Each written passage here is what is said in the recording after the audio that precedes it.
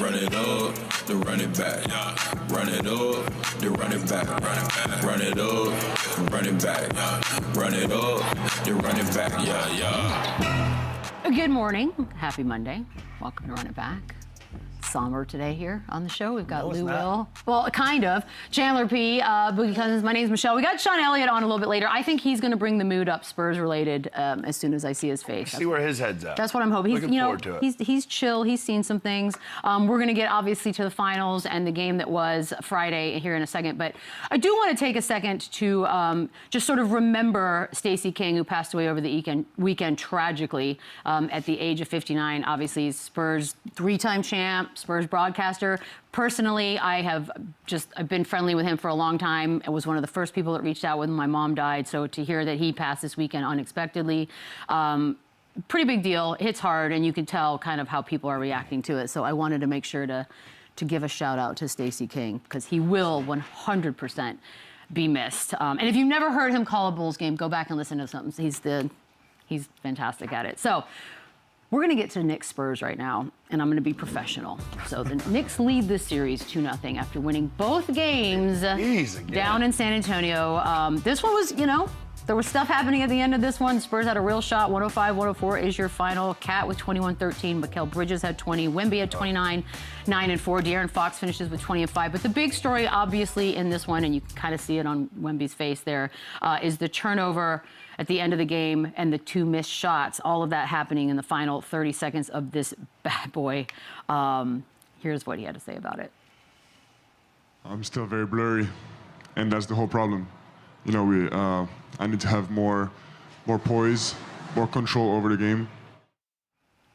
Okay, so Shaq, by the way, because I think all of us are just sort of like, did not love the blurry comments. Boogie, I'll start with you. What did you take from the blurry comments? I feel like he meant everything was moving so fast in the moment that it was kind of blurry for him. This is a big stage, the biggest stage, actually. So, being a young player, being his first time playing at this level, I can kind of understand his comments. It could probably be a bit overwhelming. A lot of things coming at him at once. The game moving faster than you're able to process. So him saying it's blurry is more so, it's a lot happening all at once. So I can kind of understand his comments. I can also understand where Shaq is coming from. Everything he's earned in his career, he has the right to feel so. But it's just a young player trying to figure it out right now, in my opinion. He had a rough night, made some big mistakes throughout the game. But to me, this is just a young player going through, the league. Growing pains. Yeah, growing pains. I can only assume he means that, he went from such a high, Game 7, knocking off the Thunder, so much emotion, raw emotion on that court, to now getting punched in the face and down 2-0, losing both at home. I think that's just where it's just kind of gotten away from him, and it's blurry. And he did own up and say, listen, I messed up on that turnover. That was on me. And so you got to respect the fact that he owned it, and that was really, really bad. I'm sure we'll get into that. It was a rough play, one. But I think this is just part of the growing pains of a young superstar, a young and up-and-coming team. We talk about the inexperience. There was a lot of situations and plays, coaching and playing-wise, where it looked like a little bit of inexperience, and it looked like everything was too fast, and the moment was clearly a little bit too big. But this is just a tough way for this game to end for such a guy that's had such a fantastic year. But the series is not over. There's still a lot of basketball to be played. You really think that? Absolutely. I do. I think obviously this game tonight is pivotal, and I'm looking forward to see how they adjust. But this was bad, and he's got to own it. When the game ends like that, and you're the best player, and you get praise all the time, you got to own your mistakes like this. And I think he did a pretty good job doing that. Yeah, I like the honesty. I like the transparency about it. Like, we can't praise him when he's honest, and then try to criticize him when he's also honest on the other end of the stick, right? And I don't agree with it. I don't love it, but I understand it. When somebody's in a zone and they're having a great game, what do they say? I don't even remember. I was locked in. I was in the zone. That's a good I don't point. think that changes when you make a mistake. Now, when you make a mistake, you expect somebody to break it down millisecond for millisecond because it didn't go your way. So I understand it. At that point, that is a big turnover. The missed shots are pivotal. That's what comes with being in this position in the NBA Finals when every single possession matters, especially one when you have an opportunity to go down and score the basketball and have a chance to win the game and it don't go your way and you turn that ball over. But understanding where he's coming from, like, hey, I was in the zone, it's very blurry to me. He's already not somebody that we expect to communicate perfect English to us as it is. I'm not saying that he can't speak English, but obviously It's a good word. Yeah. Obviously, Hazy. there is somewhat of a barrier there. So hazy, blurry, whatever you want to make of it, I respect the fact that he owned up to it. And he's always been pretty just honest to the He's- media, right? Like he's almost pretty too honest. And so I think this is just how he felt in the moment. And again, maybe his words were interpreted differently, but I don't think it was that big of a deal. I think either. I think I blacked out. It was all turnover was happened the so big deal, quick. not Yeah. what he said after. But the way Boogie just described it's true. It's like that 30-second period of my life is just a big old mess right now, and I don't know blacked how to out. say it. Yeah, like I don't know what to say about it at the moment. Yeah. I'm sure he felt it. You could see it in his face. You could immediately see it in the faces of the crowd. Good job by the director to immediately go, like, it was a lot of that kind of stuff. I heard it on the radio call, and we'll talk to Sean Elliott about it here in a little while. So as far as mistakes that we've seen, NBA history, finals, I don't know if you want to go back to college. You mentioned Chris Webber before we came out. Like, where does this sort of rank in uh-ohs? You know what? Oh, God, I hate watching Also, if you watch this again, if Mitch Johnson is telling them to go, I don't know why in the world they didn't just pick up the ball and call a timeout. So there you go. Advance. Look at Mitch Johnson right there. By no chance is he calling a He's not even timeout. thinking He is about it. telling him to go. Yeah. So that, I think, was a mistake on his part. Obviously, it's a mistake to pick up the ball, and then you make a compound mistake by fouling Jalen Brunson and putting him to the free throw line. So I think this was just, again, I think this play just got away from him. In hindsight, I'm sure he'd rather just gather himself, pick up the ball, call a timeout. They have a chance to either win the game or send it to overtime. It obviously didn't happen, but this was a critical mistake that could have cost them. Cost them the game. Yeah, it cost him the game, but I disagree with you there, Chandler. We're Monday morning quarterbacks. Now, obviously, we have the answers, right? But in that moment right there, in a New York Knicks team that's been pretty good on defense, you don't want to call a timeout, allow them to set their defense. Oh. And also, the ball is in my best player's hands as it is coming down. We've watched him win games like this, coming down in transition, having the ball in his hands. Now, he did have De'Aaron Fox right there, his point guard, for an easy outlet. He did have Steph Castle for an easy advance ahead. He chose to keep it in his hands, and for a second there, he waited until his teammate turned his back, and that's when he made the decision that he wanted to get rid of the basketball. I would have kept it in my hands, and I would have tried to make a play. So, on this morning, we can say what they should have did and this and that, what they could have set up. But what the New York Knicks have been allowed to do in the half court, they haven't had much success in the half court with a set offense, with a set defense as well. So I can see it both ways, but I'm disagreeing. If he calls a timeout, you allow them to get their best defenders in the game, put their 5 best defenders on the floor, opposed to just going in transition with your best player with the ball in his hands. I guess the only thing I disagree with is that I would just want the last shot. Like the worst possible scenario happened for them where they fouled and he still got a good look. Now, it's a compound mistake. He still got a Make good no look at the end of the mistake game. about it. He Like did. I guess they would have been the same look as if he called the timeout and that could end up in the game winner. But if not, at least it goes to overtime. So I don't care that they get to set their defense. Yeah. It's not a live turnover to putting their best free throw shooter on the free throw line who happened to miss one, still gave you a chance to win the game. And then the pull-up jumper again, we talked about before. I think he can get that look anytime at any point, especially it's Mitchell Robinson's guarding you, who, again, I think he lacks a little mobility with his lateral quickness. I would have rather seen Wemby try to get downhill and get to the free throw line against him than settle for a jump shot and then fall down. 15 feet from the rim. But also it was a good look. Like, yeah, like I can't. He could have made it. I can't nitpick it to It was the a good point open where look. I feel like he should listen. We got a 7'5" guy with a 15-footer for game. I feel like he can get that whenever. I don't like that. I can get that whenever. I think he got it. Like, I don't like it. go right. You don't like it? They What could don't foul like? you. What I see boxes and elbows. I see everything. I feel like that's a good shot. Why'd he fall down? I don't like now. it. That's what I'm saying. Not We for your can go 7'5" back and superstar. Oh, I think where does he go with a loaded defense? he's 7'5". He can make something happen. I just feel like in that moment, Go in ahead. that moment, having that type of athleticism, having that size to go along with it, I would appreciate, a shot at the rim. I think he has the ability to get to the rim. I think he could have got a better shot. I think he could have been a little more aggressive in that moment. As far as the turnovers, you know, late down the stretch, I blame it on just being a young player. Not only for him, I put that same blame on Steph Castle for being a young guy, and I also get that same blame to Coach Mitch Johnson, who's also basically in his rookie season. Great point. So I think it's just a learning curve for everybody involved. Obviously, I think they all wish they could have had that situation back. I think Coach Mitch Johnson would have definitely called a timeout in that situation, which I think would have been the right option. For me, when I look at Wemby in that situation, I think of myself as a big. In those last seconds of the game, I want to get the guard the ball. I want the guard to be able to bring the ball up to set us up and get us the best available shot we can get. I also say that's why Mitch could have called the timeout to make sure that does happen. So I can understand why Wemby gave that ball up in those closing moments. Obviously, the results were a negative, but I can understand why as a big. Yeah. Well, we mixing two plays though. So you were just speaking to both of them. I'm speaking on both of them. I got you. I think as soon as he got the ball, I think they should just call it timeout. That would have avoided the turnover, So would have then, avoided everything else. no You advance the confusion. ball and you get the last shot no matter what. Make it or miss. Because Steph is looking. Yeah, I'm and then heavily turn. disagreeing on that because again, you saw the shot that Boogie saying he doesn't like. That's the shot you got with a defense loaded. Like even But right then we're there. going to overtime. No, but even right there, like Boogie said, you're too athletic to settle for that jump shot. But if you look at the clip again, it's help there. It's help to his right. It's help to his left. He's going to have to play in the crowd. If he plays in the crowd, he turn it over. We should go have a conversation that he should have took what the game gave him. I understand what You know you're what I'm saying, but saying? right here, Like, just rip through right and go. Yeah, exactly. On that catch, it's two gaps, going right or going left. I don't see a gap, I fellas. see two gaps.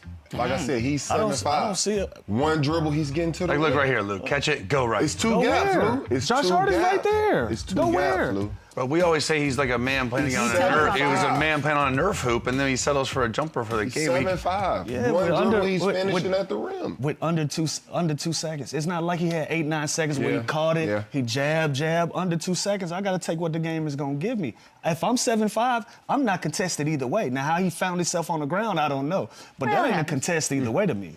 Is there any validity, though, that if you had called the timeout and it was planned out, that you got a different sort of calmness in your mind versus like, oh my God, we just turned it over and you're 100%. rattled? And then you know in the back of your head, okay, I can maybe have 2 seconds because that worst case scenario, I don't Yeah. get a shot off when we go to overtime. We don't Yeah. lose the game. Fair enough. Like that's my only issue is I think he can get that shot on anybody on any time of the game. agree.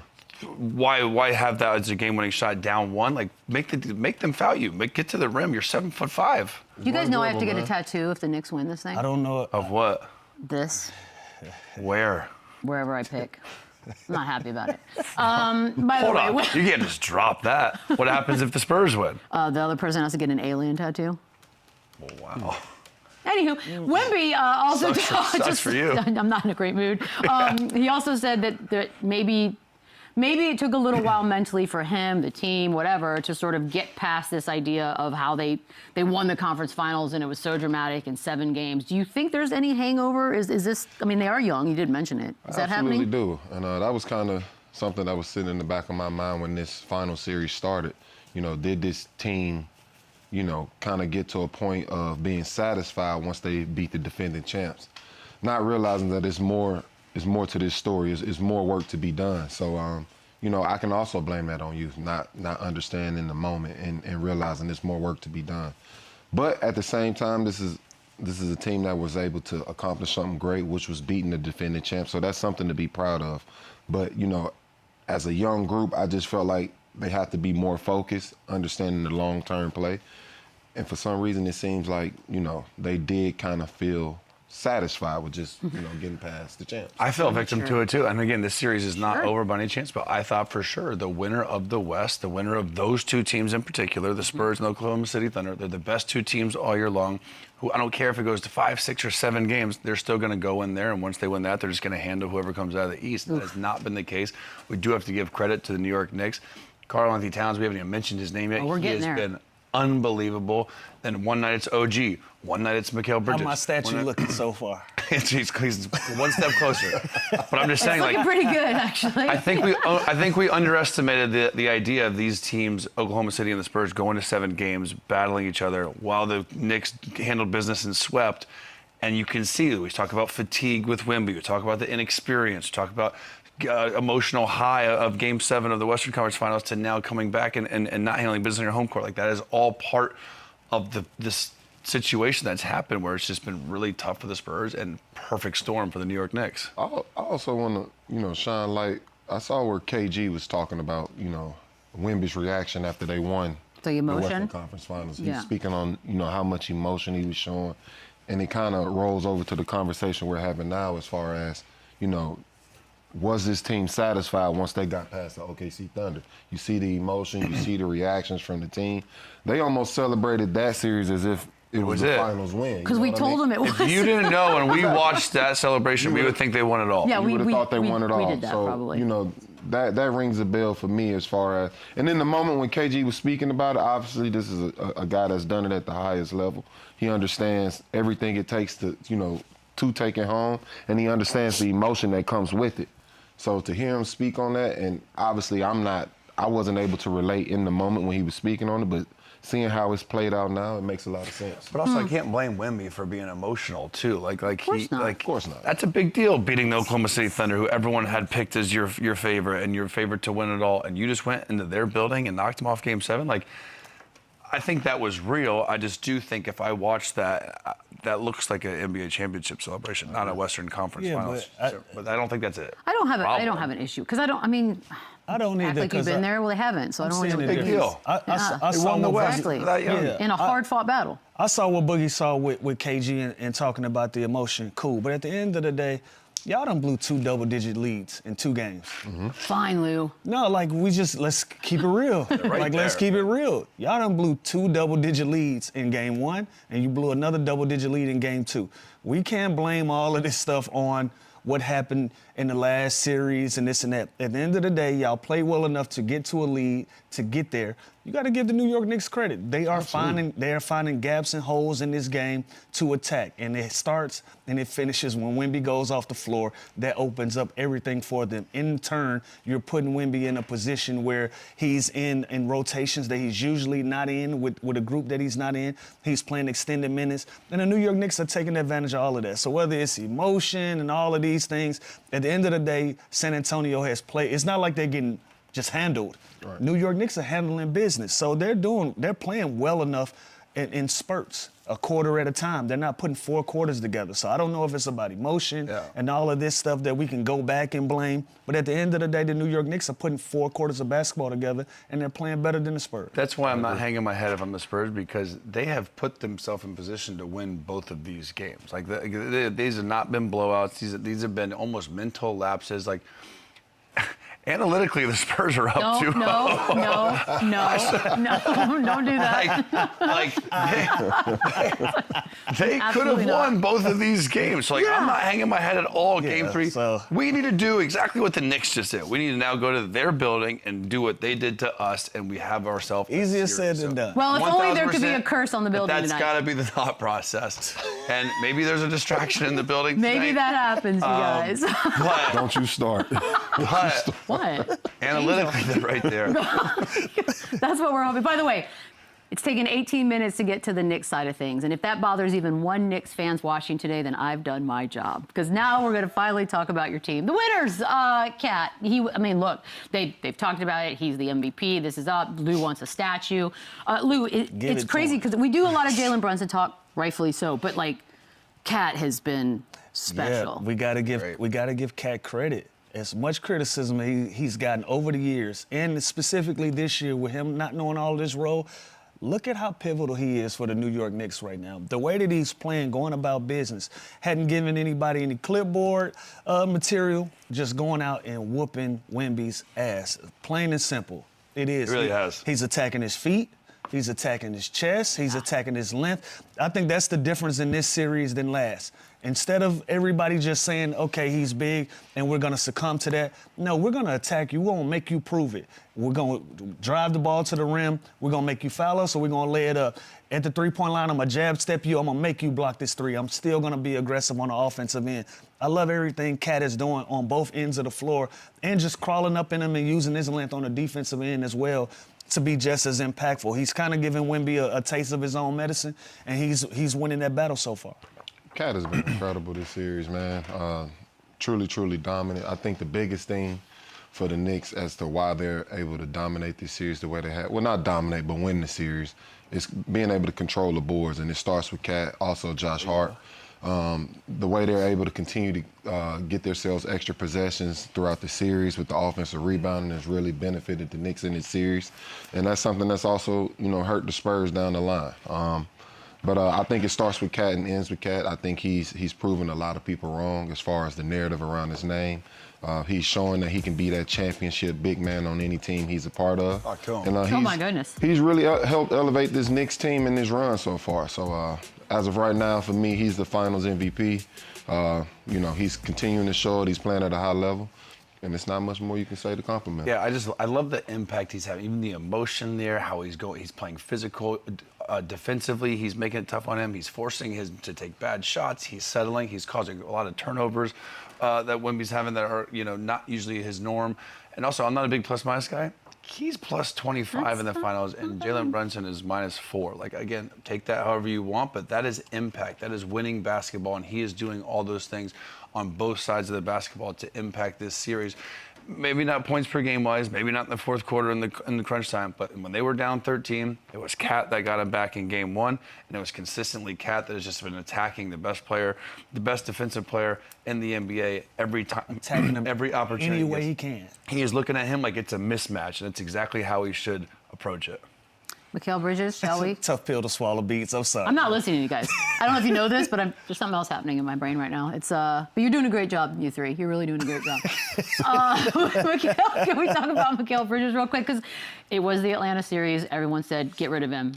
We've heard so much about those 5 first-round picks and, this is not worth it, what have you. But in this series and the last, I think he's probably proven a lot of that wrong. 9 points he had in the third, and that was kind of in that wonky period for Cat and Brunson. So, Chandler, I'm going to start with you.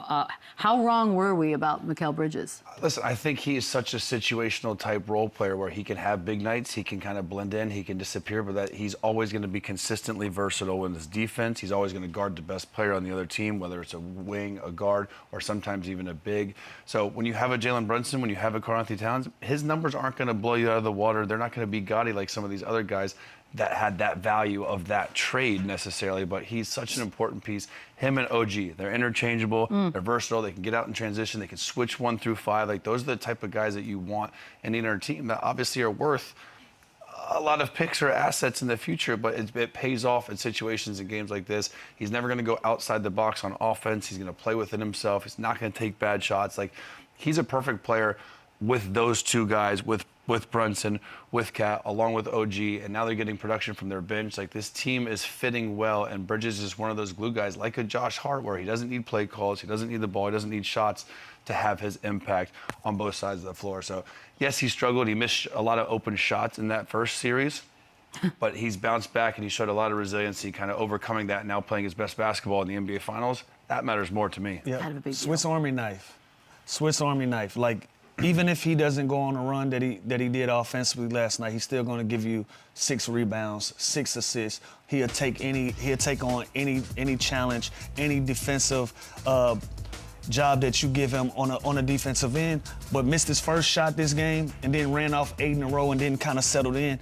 And now he's a threat on the offensive end, and that's what you need. Usually, we're talking about Brunson, we're talking about OG, we're talking about Cat. Now, if you can get Mikal Bridges to go on the offensive end, that makes the New York Knicks twice as dangerous, because this is a guy that you don't know what he's going to give you every night, but he's going to give you something. So, as much as we talked about him not making shots early on in other series, now he's put that into his game, and he's made that a positive impact as well. I agree. He's a hell of a player, a perfect glue guy. I don't agree as far as him being worth 5 picks. I think, That's a lot. When I think about a player worth 5 first-round picks, I view them numbers-wise a lot differently. But as far as his impact and value to this Knicks team, he's everything this Knicks team needs. When he's playing at a high level, the Knicks play at a high level. This is a guy that's shown that he's always available, which is a skill in itself. All the way back to Phoenix days, he's shown, the type of value he can bring to a team. I think those Phoenix teams, when he was a part of it, were some of the better Phoenix teams. So you know what you get out of him. He's going to guard the best player every night.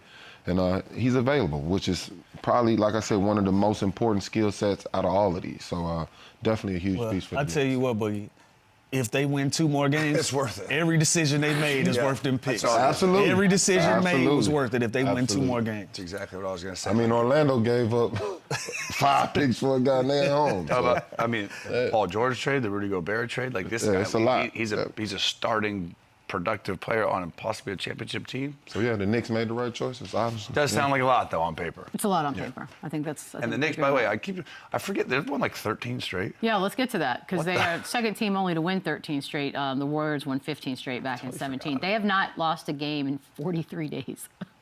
Wow. Let's make it stop there, shall we? That means they're winning on the road. They are winning at home. Everywhere. I mean, they're winning everything. There's nothing they cannot conquer at this point. They probably feel invincible, and honestly, I don't blame them. It's crazy that we're going from the Knicks being the punchline to having not won a final since the 70s to possibly one of the greatest playoff runs in NBA It's one of the history. hottest teams ever. And they're peaking and maximizing. They're playing their best basketball at the absolute ideal best time. Like, think about the roller coaster of the season they had. They go and win the play-in or the in-season tournament against the Spurs. And then they kind of still, even after that, they still had up and downs where they had some bad runs and they went on some winning streaks. So now they're finally finding it. They're healthy. They are rolled. They're getting production from their bench, like they said. They got guys playing through injuries. They are checking all the boxes. And this is one of the greatest runs in the history of the NBA. If they can finish this off, what a story! Oof. What a season! No, you're right about that. They went through a losing streak. They went through a winning streak, another losing streak, to another winning streak, now to having a historic playoff run. Like, they've played so well, you kind of forgot about the Atlanta Hawks and what they did to the Hawks in that game, but by winning by 50-plus points in a pivotal Game 6, right? Because then they go on and stump everybody else out into 2 big sweeps. Like, they're one of the most confident and prepared teams that we've seen in a very long time in the playoffs. As much as we talked about OKC, we talked about the Spurs, the Knicks have made the world stand still and respect them at this point. They thought we were crazy picking the Hawks. They're the team that gave them the most trouble by far. Are the Hawks the second best team in the NBA? I don't feel bad about it at all. They have just whipped everyone else, and the Hawks at least gave them a fight. God, I hate this. All right, we're going to take a quick break. I hate it because I just hate everything. You know what? I know who hates it, too. This is just the guy Sean Elliott hates it, too. We're going to talk to him next. Balance the room out a little bit. Oh, for the love. Run it back, yeah. Run it up, run it back. Get a little more, going all the way up. Everything I do, man, need to be major. Let me get into Sean Elliott. Fires the 3 and hits it! Can I get a little more? Remember the jumper. We love that shot, Some don't we, bounce Johnny? there, Sean. We love that shot. All right, Sean Elliott's here. Hi, buddy. How you doing? I'm doing good, Bees. How are you? No, I've been better, but you are my favorite Spur, and I feel like if this is going to sort of change the juju in the room, then this is going to do it. 12-year vet. He's a champ, that 99 team that beat this Knicks team back then. I know you've been on the radio with Dan Weiss, and I heard you guys calling that the Wemby turnover moment, and you could hear sort of the disappointment. So take us through kind of what you saw from your vantage point during that 30-second period. Well, look, I'll tell you, I was watching the last segment. I think you all are right about the Knicks on a historic run. But, we had opportunities in both games. In last 90 seconds of Game 1, we were right there. And then in Game 2, we fouled a three-point shooter on a desperation shot there in the last minute. Then Victor gets that defensive board. And we've had so many of those type of turnovers this year, Michelle, that it's frustrating. Because we are such a young team, but you want to see us continue to learn from those mistakes, but not at that moment. And in those moments, Mitch likes to allow his team to run so the Knicks don't set up their defense. Maybe you call timeout in that situation, but all year this year, we've been successful in those situations where Victor will push the ball or maybe he passes it to Steph. And it was just one of those things. It was a miscommunication. And we've had those in the past. I mean, we had the Game 7 turnover in Portland. I don't know if you remember that, or you weren't even born yet, Michelle, with the Rod Strickland over the head pass. But that, and I will say, here's the thing, and those 3 guys up there with you know this. That wasn't really what cost us the game. There were mistakes throughout the course of the game. Like I said, we fouled three-point shooter. We weren't able to keep Karl Anthony Towns off the glass. Most of the time, the media focuses on that last play, and they say, well, that's what loses you the game. We used to have the philosophy that if you gave up a layup in the first quarter, that could be the game-winning points. And so it doesn't always come down to that last play. That's not always what costs you the ball game. 100%. Yeah, and Sean, Wemby mentioned that he could have did a better job of recovering from that high of the conference finals. From your point of view in these first two games, how much has fatigue been a factor for Wemby and the Spurs as well? Well, you know, you get out there in that first game, and it looked like their adrenaline was actually working against them. You know, and I think we've all been in that situation. We're so hyped up. You get out there in the first 2 or 3 minutes, you're gassed, and it's hard for you to recover. And I feel like our guys maybe were a little mentally gassed from that 7-game series because, again, they're so young. They haven't been this far before. They didn't really understand the playoffs coming in. So it felt like our guys were a little mentally tired, especially all the mistakes they made throughout that ball game. And so, yeah, I think there's something to that. I think not just him, but I think our entire team was a little mentally fatigued. When you're mentally fatigued, you're physically fatigued. Absolutely. Is that just the perfect storm for the Knicks, that they sweep, they have rest? Everyone talks about all year long how good the Western Conference is. The champs going to come out of the West. They go to 7. KG had comments about emotionally, like, was it too much of a high for this young Spurs team to now then go into the finals and face this hot Knicks team?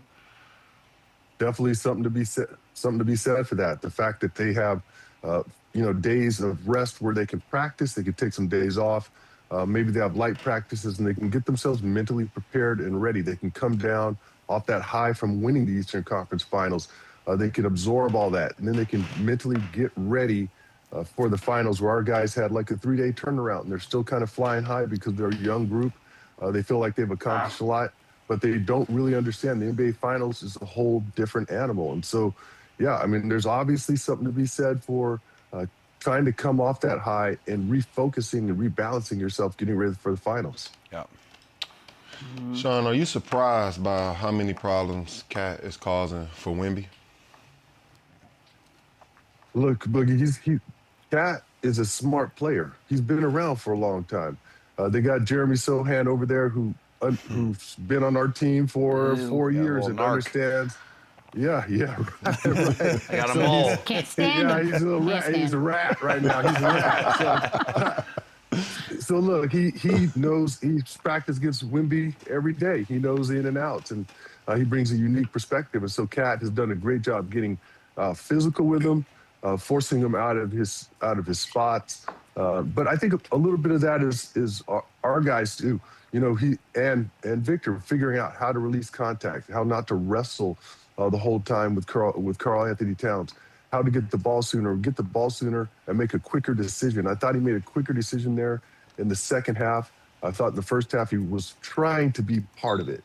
And what I mean, you know, he's trying to be part of the system where he's catching the ball, he's deferring a lot, he's passing it off to his teammates, where in the second half he was a lot more aggressive. He says, I can't be part of the system. I have to be that guy. And he was that guy in the second half. But you have to give Cat a lot of credit because he's been there. He's done that. He knows how to play Victor. He's played him as well as anybody we've seen in this series.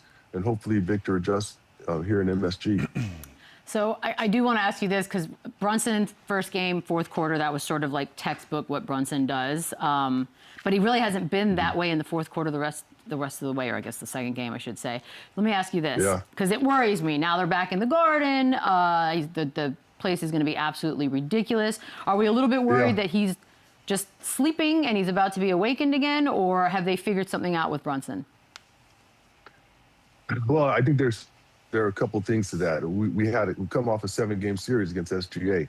So they have similar games, but I got to say that I feel like Jalen Brunson presents a little bit bigger problem because he shoots the 3-ball more so than SGA does.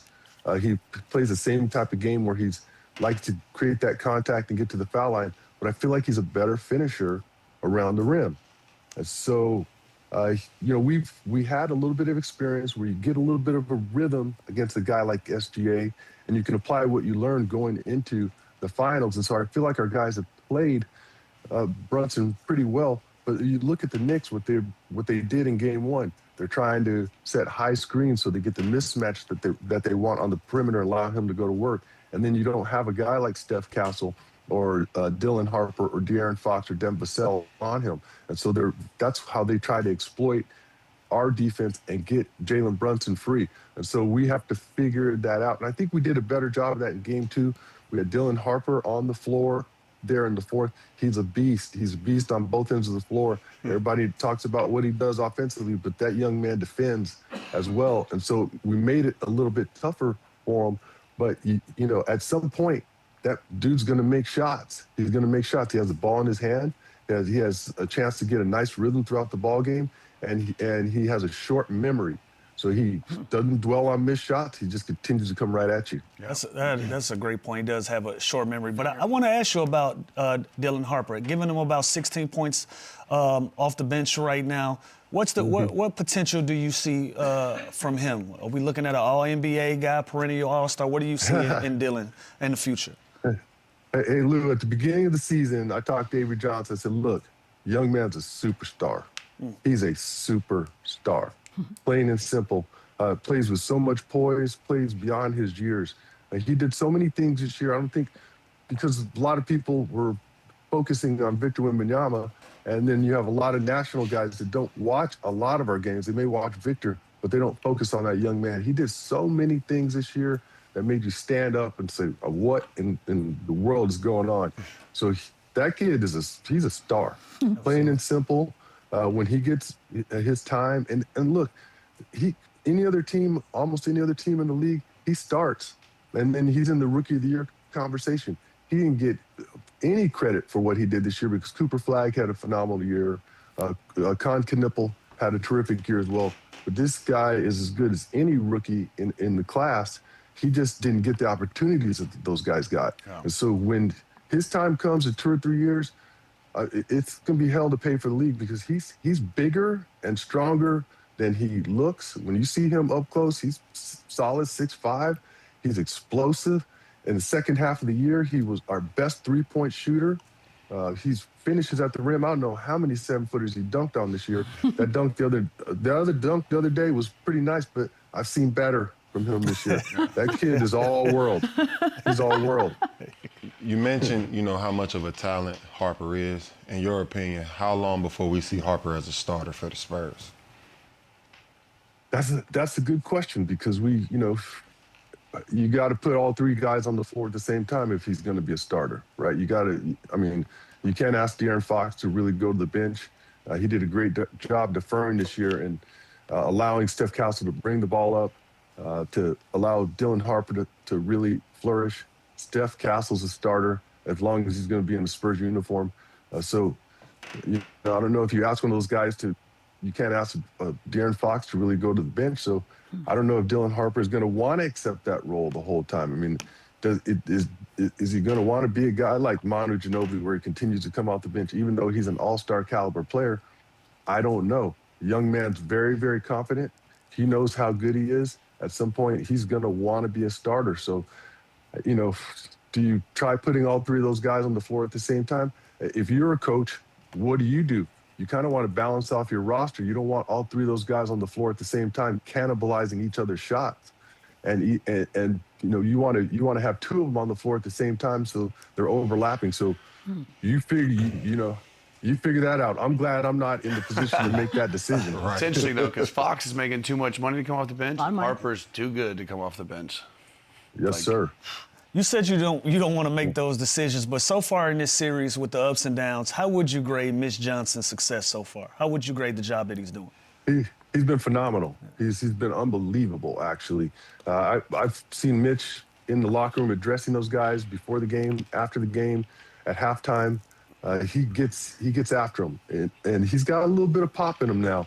He's got a little bit of pop. He was under pop for 8 or 9 years.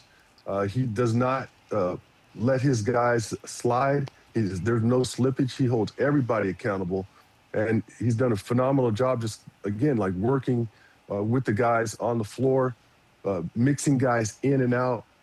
His rotations have been pretty solid all year long. I thought Mitch was the coach of the year. Honestly, we were supposed to win 40 games.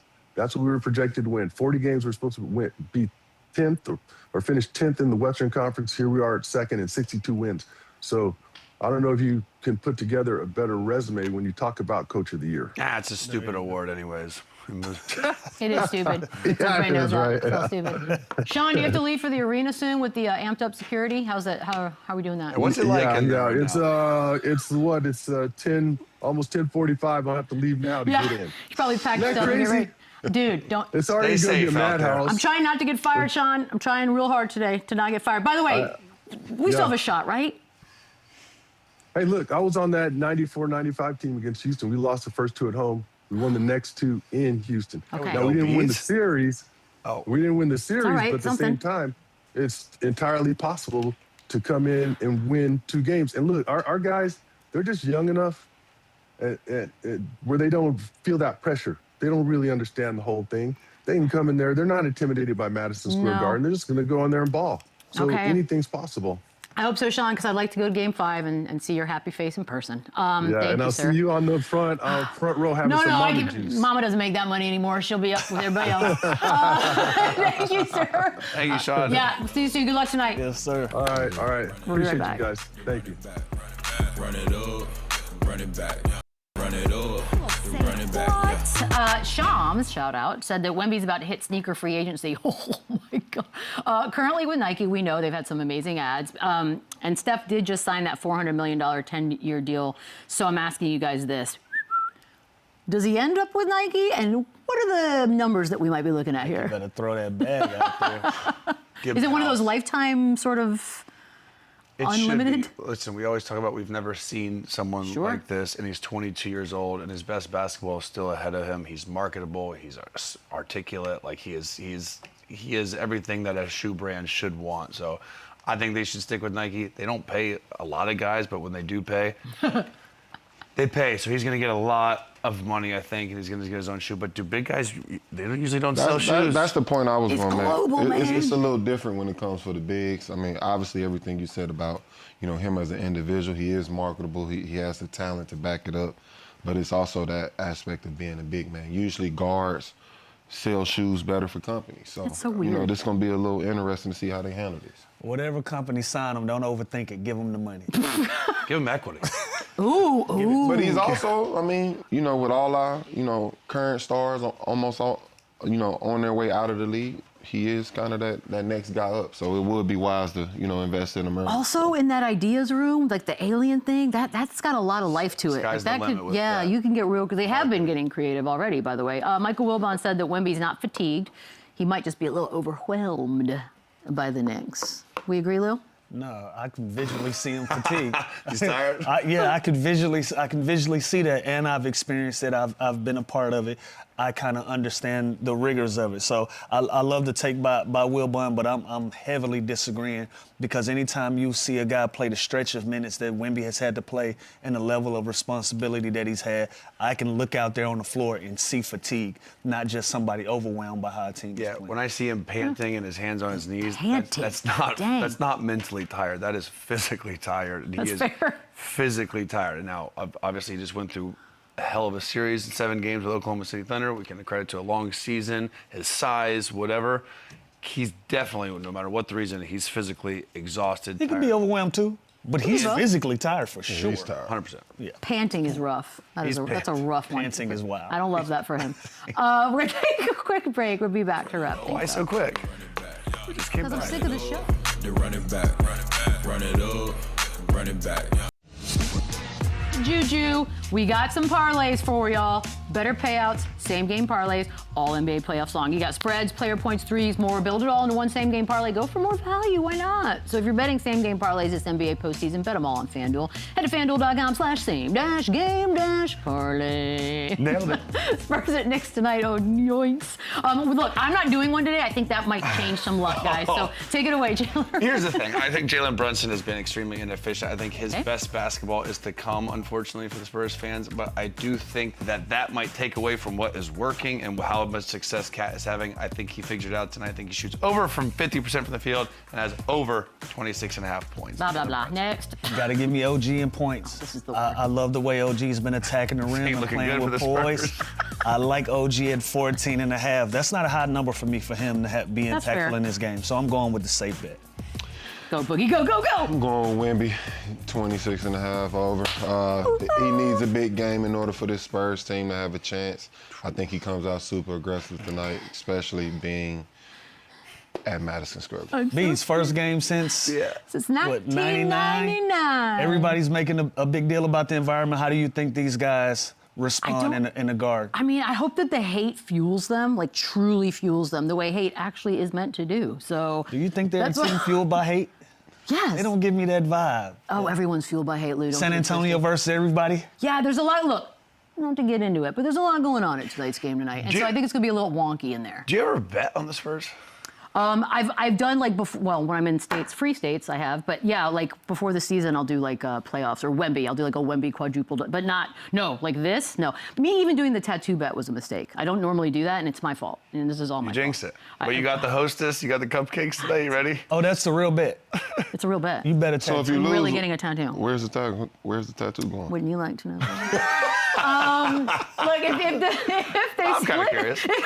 you're the worst. If they split in the garden, like, is that what we're predicting? Is there a world? I'm sure the Knicks would love that, be up 3-1, but I think they're going. I think they want more than that. Unfortunately, I think they want to close it out at MSG. Oh, I'm sure they do. This season, I swear, I don't know if it's because I want it to be a long series, or I want it to go 7. I think the Spurs still are in this series very much, and I think they have a really good chance just to do what the Knicks just did to them on their home floor. Like, I really think they do. I am so That being scared for said, that. though, Who's the thinking Knicks that? are playing so good. So we think the Spurs win tonight? I don't. Wrong every time. I'm hoping this thing goes to 7 just for my own I think the selfish Spurs win. reasons. I thought you picked the Knicks with me game 2. No? I picked the Knicks. You picked. That was you. I've been riding the Spurs. Just straight. Maybe it's Chandler. I You're didn't. bad luck. No, I know. Should I take But- the Knicks No, I tonight, did. Feed? So then they. Hold on. Maybe. It ain't enough to me to know. Run the tape. Guys, should we all go to a bar and watch together? Give me the Knicks. Really? Yeah, because So- then maybe that's reverse. Okay, yeah, you're right. Plus your guy will be there. Is anybody else taking the net? I want the Spurs. Yeah. I want this to go to 7. I need more basketball. That's so. I like this. We're reversing. Knicks might just be want there. more basketball. There's a Knicks. distraction. I don't in the really care building who tonight, wins. Feed. I got to I go think- with the hot team. I ain't overthinking it. I don't think the won Knicks- look, 13 of them things. I was going to say, I feel like the Knicks, I mean, historically, if you just finish out this entire thing, haven't it's even really played sweeps. great either. Like, That's what's scary to me. If they get out tonight like 20 up, I have a bad feeling the Knicks are going to come out hot. It's going to be like 15-2 or for if they're some reason. down in the fourth quarter, Jalen Brunson will just take over and win it again. Guys, let's just sit here in silence for the last 30 seconds and think about what could and could not happen. What time are you lighting the candle tonight? I'll be honest with you, I might actually go out in public to watch to switch Have a up the cocktail. Let lights. your hair down. It's going to be a lot I'm to going to see jail tonight. tonight. Don't go. I'm going to You'd jail hate to be tonight. at some shitty bar when they're down Come in tomorrow 3-0. 'cause I'm in jail. That'd be incredible. Legendary is what that would be. Zoom in from the slammer tomorrow once they're down 3-0. I don't think it worked like that, Chandler. I don't think it does either. It's one call. Ty Lawson's on tomorrow. And Knicks fans, by the way, Call, FaceTime us. I don't love you, but I hate your party got taken away from you. Go find another spot. Ty Lawson Be tomorrow. back for 4. They run it back, yeah, yeah.